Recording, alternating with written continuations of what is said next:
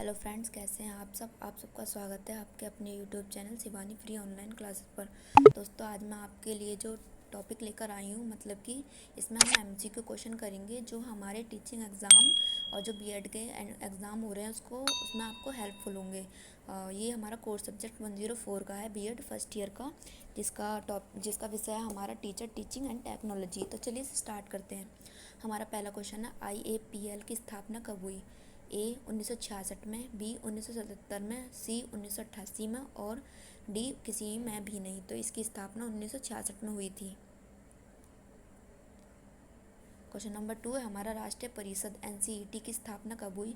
Option A 1966 में, option B 1985 में, option C 1986 में और ऑप्शन डी 1990 में। तो इसकी भी स्थापना 1986 में हुई थी। शैक्षिक तकनीकों को कितने भागों में बांटा गया है। क्वेश्चन नंबर 3 है हमारा। इसके ऑप्शन देख लेते हैं। पहला है 2 में, और क्वेश्चन नंबर ऑप्शन 2 में 3 में, और ऑप्शन 3 4 में, ऑप्शन 4 5 में। तो शैक्षिक तकनीकों को 3 पार्ट्स में डिवाइड करा गया है। वो 3 पार्ट्स कौन से हैं बता देती हूँ मैं आपको, जो आपको हेल्पफुल हो जाएंगे। पहला है व्यवहार तकनीकी, दूसरा है अनुदेशन तकनीकी और दूसरा है अनुदेशन तकनीकी और थर्ड है शिक्षण तकनीकी। तो आपको क्लियर हो गए होंगे कि शैक्षिक तकनीकों को 3 भागों में बांटा गया है, जिसके मैंने नाम भी आपको बता दिए हैं। तो आपको प्रॉब्लम नहीं होनी चाहिए इसमें कोई। क्वेश्चन नंबर 4 देख लेते हैं। अनुदेशन की रूपरेखा को कितने प्रकार हैं। Option 1, option 2 5, option 3 4, option 4 8। तो जो अनुदेशन की रूपरेखा है वो 4 पार्ट में डिवाइड है। तो इसका सही उत्तर क्या हो जाएगा 4। अब इसके भी नाम बता देती हूँ मैं आपको। पहला है उपागम बिंदु, दूसरा है परीक्षण मनोविज्ञान, तीसरा है पृष्ठ पोषण मनोविज्ञान और चौथा है प्रणाली विश्लेषण।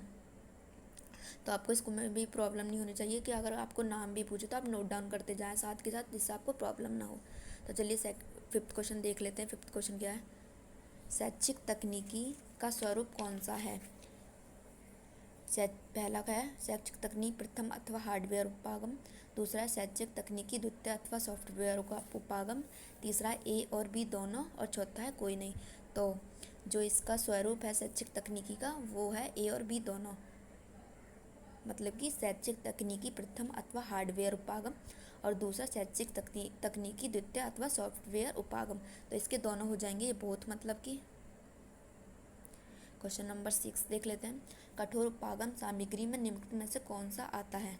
ए श्रव्य साधन, बी दृश्य साधन, 3 कोई नहीं और 4 ए और बी दोनों।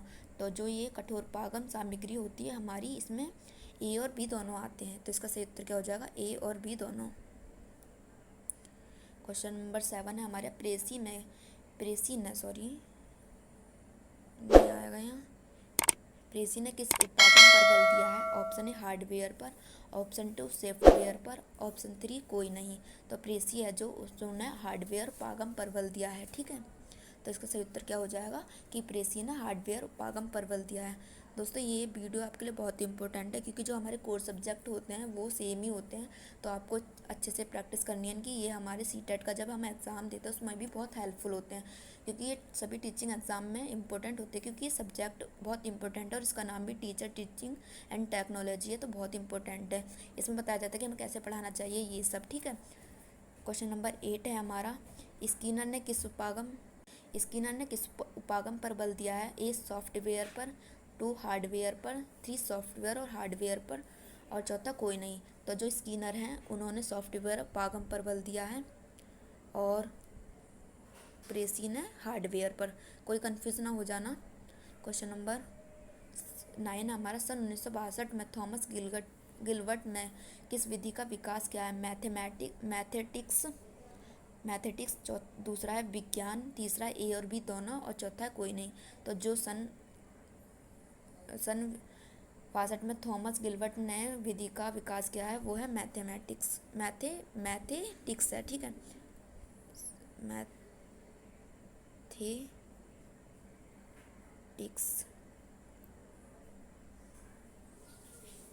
तो इसका सही हो जाएगा ऑप्शन ए। क्वेश्चन नंबर 10 हमारा, अवरोह अभिक्रमित अनुदेशन के सिद्धांत कितने प्रकार के हैं। तो ये पहले देख लेते हैं। 1 प्रकार के, दूसरा 3 प्रकार के, चौथा है 5 प्रकार के और चौथा है 4 प्रकार के। तो इसका सही उत्तर क्या हो जाएगा? 1 मिनट, इसका सही उत्तर हो जाएगा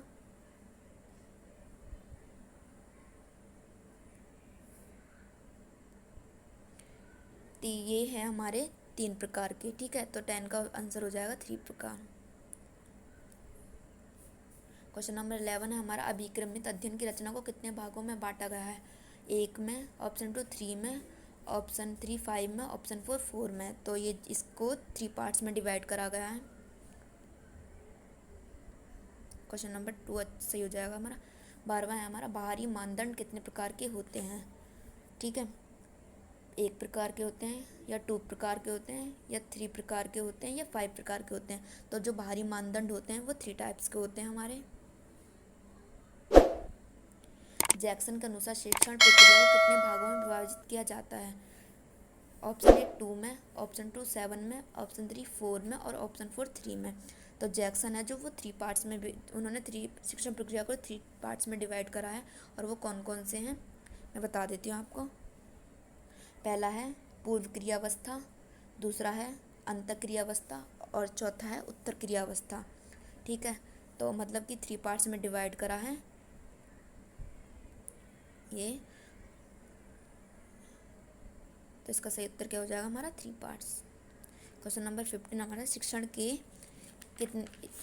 के स्तर कितने हैं? ऑप्शन 1 1 है, 5 है, ऑप्शन 2 4 है, ऑप्शन 3 6 है, या ऑप्शन 4 3 है। तो जो शिक्षण के स्तर हैं हमारे, वो हमारे 3 हैं, जिसके नाम मैं आपको बता देती हूँ। स्मृति स्तर, अवबोध स्तर और चिंतन स्तर। ठीक है, ये हमारे शिक्षण के स्तर हैं। ठीक है, ये मतलब कि बहुत ज़्यादा इंपॉर्टेंट क्वेश्चन है, आपको सारे एग्जामों में हेल्प होंगे। आप साथ के साथ स्क्रीनशॉट भी ले सकते हैं। अगर हमारी वीडियो आपको पसंद आई तो इसे लाइक, सब्सक्राइब और शेयर करना ना भूलें। Thank you.